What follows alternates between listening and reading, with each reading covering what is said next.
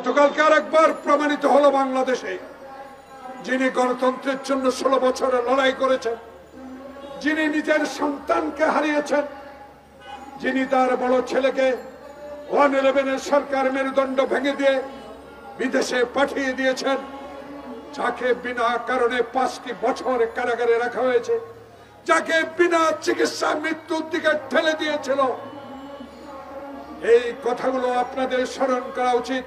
তাই আইন শৃঙ্খলা বাহিনী আপনাদেরকে, সশস্ত্র বাহিনী আপনাদেরকে ধন্যবাদ জানায়। গতকালকে লক্ষ হাজারো মানুষের রেশনের থেকে যে অভ্যর্থনা জানিয়েছেন, আপনারা আইন শৃঙ্খলা রক্ষাকারী বাহিনী যেই সহযোগিতা করেছেন, বাংলাদেশ জাতীয়তাবাদী দলের একজন নগণ্য রাজনৈতিক কর্মী হিসেবে আপনাদেরকে ধন্যবাদ অবশ্যই জানাতে হয়।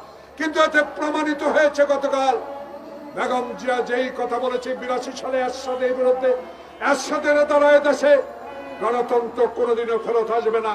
এরশাদ একজন স্বৈর শাসক। হাসিনাকে এইভাবে বলেছে, আপনার সাথে ঐক্য করেছি এরশাদের বিরোধী আন্দোলনে, এরই মধ্যেই আপনি আরেকবার বেইমানি করেছিলেন, তাই আপনাকেও জনগণ বিশ্বাস করে না। কারণ আপনি কার কন্যা, আপনি কার সন্তান? যেই পিতা 1 মিনিটে বাংলাদেশে গণতন্ত্রকে হত্যা করে বাংলাদেশে বাকশাল কায়েম করেছিল, সেই পিতার সন্তান আপনি। আপনারা কি গর্ব করে বলেন আমার বাবার স্বাধীনতা এনেছে, আমার বাবার দেশ, আমার বাবার সম্পদ, কেউ এখানে হাত দিতে পারবে না।